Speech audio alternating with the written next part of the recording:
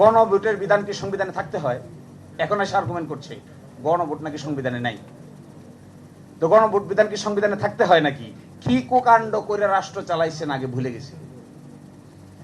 বিএনপির জন্ম হয়েছে একটা সামরিক শাসনের গর্ভ থেকে।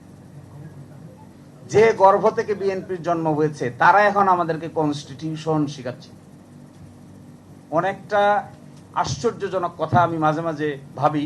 দেখেন 30 মে 1977 সালে গণভোট হয়। গণভোটের প্রশ্ন কি? 30 মে 77 সালের এই গণভোটের প্রশ্নটা কি? হ্যাঁ, প্রশ্নটা হলো রাষ্ট্রপতি major general Ziaur Rahman BU এবং তাহার অনুসৃত নীতি ও কর্মপন্থার প্রতি আপনার আস্থা আছে কি? হ্যাঁ অথবা না বলুন। 88% লোক হ্যাঁ বলেছে। কয়টা নীতি? কই সেই নীতি? এখন তো 4 প্রশ্নে 3 ঘন্টা লাগে, তখন নীতি পড়তে কত সময় লাগতো? একজন রাষ্ট্রপতি নীতি পদ যে কারবারটা দেখেন, একজন রাষ্ট্রপতির নীতি কতগুলা? কি নীতি? কোন নীতি? কেউ জানে না তো। কেউ বলে 19 দফা, কেউ বলে নীতি, এর বাইরেও আরো অনেক কিছু আছে। আর এখন আমার সালাউদ্দিন ভাইয়ের 4টে মাত্র প্রশ্ন।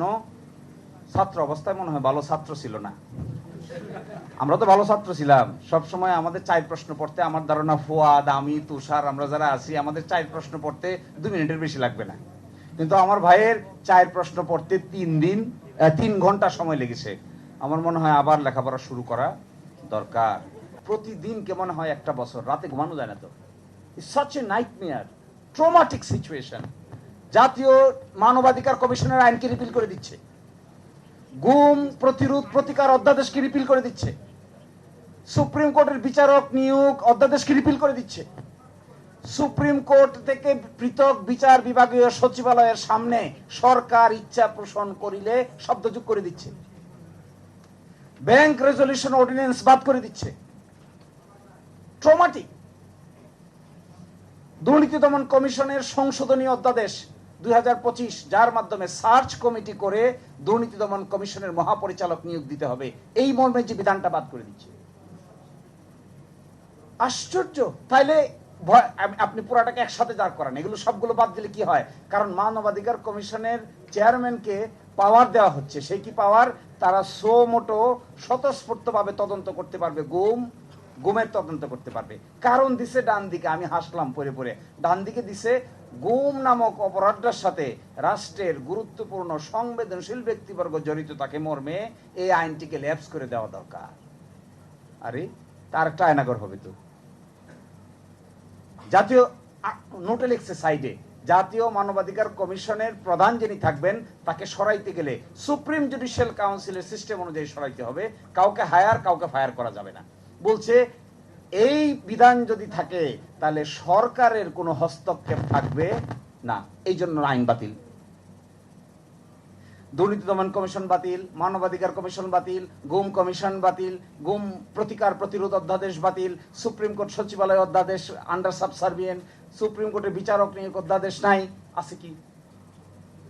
তাহলে সমস্যাটা তো হলো শুধুমাত্র সংবিধানের ভিতরে আছে কি নাই, সমস্যা তো এই জায়গায় না। সমস্যা হলো যে কাজগুলো করা হয়েছিল ইন্টারিম গভর্নমেন্টের আমলে ক্ষমতার ভারসাম্য বজায় রাখার জন্য, ওনারা ক্ষমতার ভারসাম্যটা বজায় রাখতে চান না, ওনারা এটাকে অ্যাবসলিউটলি এক্সারসাইজ করতে চান। আসল কথাটা হলো এটা। ফলে এটা খুবই পেইনফুল আমাদের জন্য, ট্রমাটিক।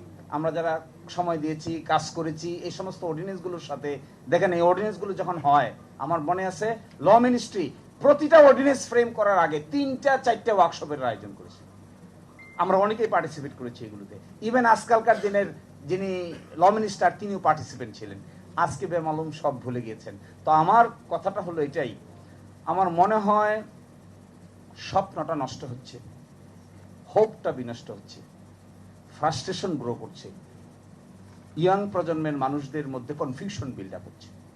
এই কনফিউশনটা কি আকারে আবার রাজনীতিতে হাজির হবে এটা এখনই বলার সময় হয় নাই। কিন্তু I am very afraid this type of political sagacity যদি কোনো নেতৃবৃন্দের থাকে, তাহলে এই নেতৃত্ব সম্পর্কে আমাদের আস্থা থাকবে না।